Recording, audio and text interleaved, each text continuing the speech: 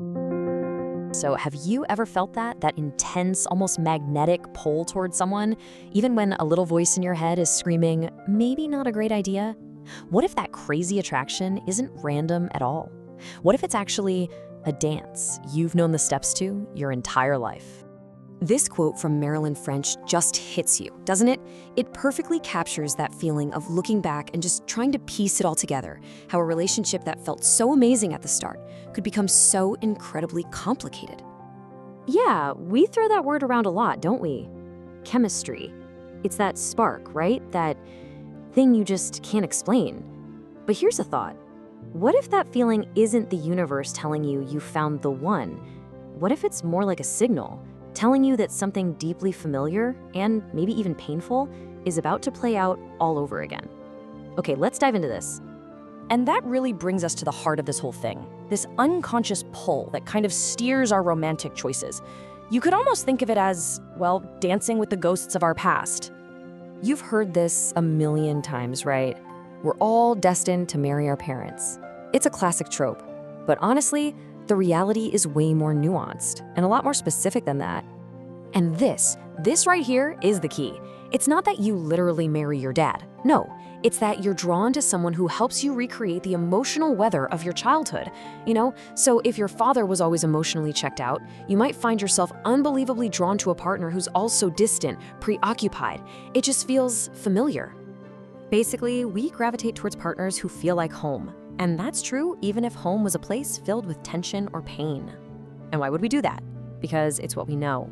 The feelings, the struggles, that whole dynamic, it's the dance we've already perfected.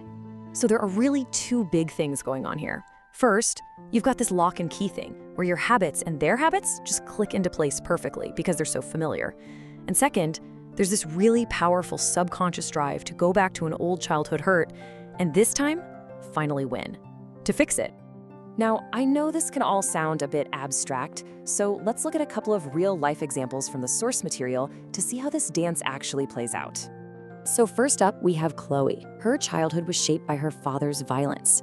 Then, as a young woman, she's in a class and meets this guy who is just openly hostile to women. So you'd think that'd be a giant red flag, right?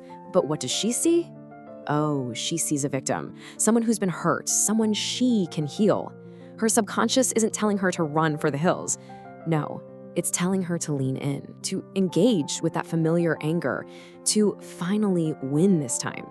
Okay, now let's switch gears to a totally different dynamic with Mary Jane. Her dad wasn't violent, but he was completely emotionally unavailable, kind of like a ghost in his own house. Just listen to how she describes him. Always at an angle.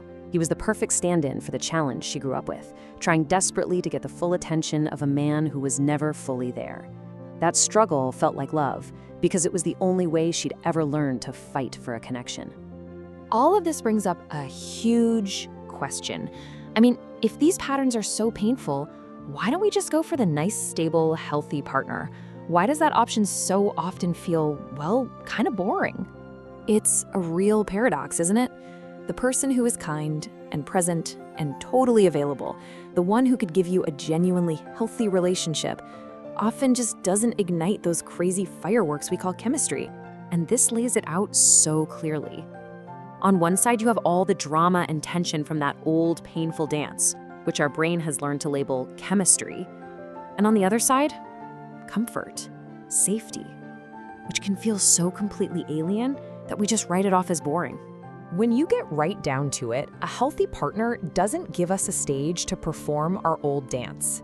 There's no emotional mountain to conquer, no unavailable person to win over. And without that familiar struggle, our brain just doesn't know how to recognize the feeling as love. So, are we just stuck repeating these things forever? Absolutely not. The last and maybe most important part of this is figuring out how to go from what feels like destiny to what is in reality a choice. I think it's so important to reframe this. That intense pull isn't some character flaw. It's not a sign you're broken.